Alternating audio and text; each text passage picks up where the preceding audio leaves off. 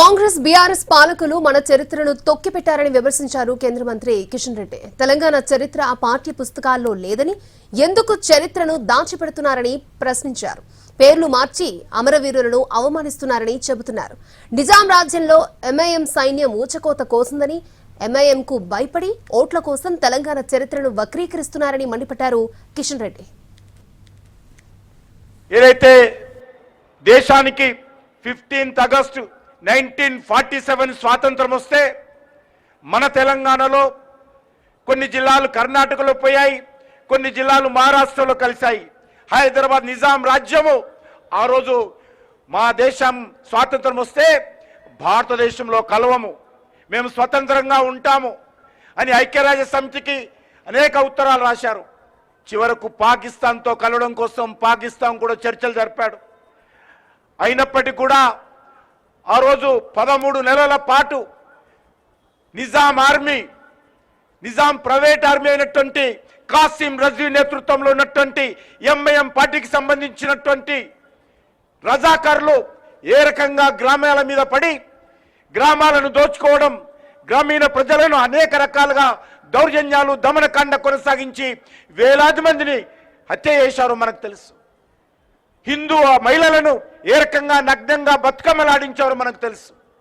అటువంటి దౌర్జన్యకాండ జరుగుతున్నప్పుడు 13 నెలల తర్వాత 1948 ఇదే రోజు సెప్టెంబర్ 17కు సర్దార్ వల్లభాయ్ పటేల్ చొరవతో భారత సైన్యము నిజాం యొక్క రాజ్యం మీద, హైదరాబాద్ సంస్థానం మీద యుద్ధం ప్రకటించి మరి ఆ రోజు మనకు ఈ ప్రాంతంలో 3 రంగుల జెండా ఎగరేశారు. ఇక్కడ స్వేచ్ఛా స్వాతంత్రం కల్పించారు. అటువంటి చరిత్ర స్వాతంత్రం వచ్చినటువంటి రోజులో గతంలో కాంగ్రెస్ పార్టీ కానీ బీఆర్ఎస్ పార్టీ కానీ పాలకులు కానీ ఈ యొక్క చరిత్ర ఈ తరానికి నవతరానికి తెలియకుండా మరి తొక్కి పెట్టడం జరిగింది. ఎంత దుర్మార్గంగా ఈ యొక్క మనకు స్వాతంత్రం వచ్చినటువంటి రోజు ఈరోజు పాఠ్యాంశాల్లో లేదు. మన విద్యార్థులకు చెప్పం, కళాశాలలో చెప్పం, బయట చెప్పం, ప్రభుత్వాలు పట్టించుకోవు. మనం ఒక సంస్థ అయితే మరి యాన్యువల్ డే నిర్వహించుకుంటాం, మన బర్త్డే నిర్వహించుకుంటాం.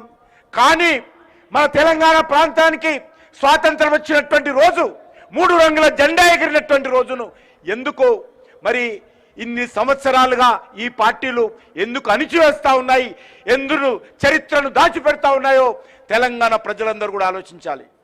నేను కాంగ్రెస్ పార్టీని అడుగుతా ఉన్నాను. కాంగ్రెస్ పార్టీ నేతృత్వంలో ఈ యొక్క హైదరాబాద్ సంస్థానం కొన్ని జిల్లాలు ఏవైతే కర్ణాటకలో కలిశాయో అక్కడ ఉన్నటువంటి కాంగ్రెస్ పార్టీ ప్రభుత్వము హైదరాబాద్ ముక్తి దివస్ పేరు మీద కర్ణాటకలో అఫీషియల్ గా నిర్వహిస్తా ఉన్నారు. కొన్ని జిల్లాలు మహారాష్ట్రలో కలిశాయి.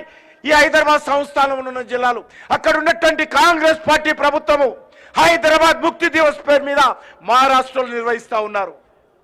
మళ్ళీ ఇక్కడున్న వాళ్ళకి ఏం రోగం వచ్చిందని అడుగుతా ఉన్నాను. ఎందుకు ఇన్ని సంవత్సరాలుగా ఈ రాష్ట్ర ప్రభుత్వ ఆధ్వర్యంలో కాంగ్రెస్ పార్టీ గతంలో కానీ ఇప్పుడు కానీ ఎందుకు అఫీషియల్ గా నిర్వహించడం అనేది అడుగుతా ఉన్నాను. మరి వాళ్ళకేమో హైదరాబాద్ ముక్తి దివస్ కర్ణాటకలో ఉన్నటువంటి కాంగ్రెస్ పార్టీ ప్రభుత్వానికి, మహారాష్ట్రలో గతంలో కాంగ్రెస్ పార్టీ ప్రభుత్వం ఉన్నప్పుడే ప్రారంభించారు హైదరాబాద్ ముక్తి దివస్. పేర్లు మార్చి ఈరోజు ఈ రాజకీయ పార్టీలు, ఈ ప్రభుత్వాలు తెలంగాణ ప్రజలను, ఈ యొక్క తెలంగాణ ప్రాంతంలో స్వాతంత్రం కోసం పోరాటం చేసినటువంటి అనేక మంది అమరవీరులు వాళ్ళ త్యాగాలను, వాళ్ళ బలిదానాలను, ఆకాంక్షలను అవమానం చేస్తూ ఉన్నారు. అందుకే భారతీయ జనతా పార్టీ నేతృత్వంలోని బీజేపీ ప్రభుత్వము నరేంద్ర మోడీ గారి నేతృత్వంలో గత 3 సంవత్సరాల క్రితం నిర్ణయం చేయడం జరిగింది.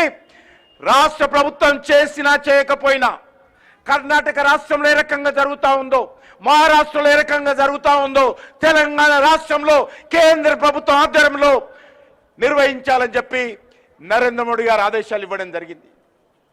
అమిత్ షా గారు హోంమంత్రిగా ఉన్నప్పుడు మొదటిసారిగా ఈ కార్యక్రమాన్ని ఇదే స్థానంలో నిర్వహించాం. ఈరోజు నేను ఒక్కటే మనవి చేస్తా ఉన్నాను.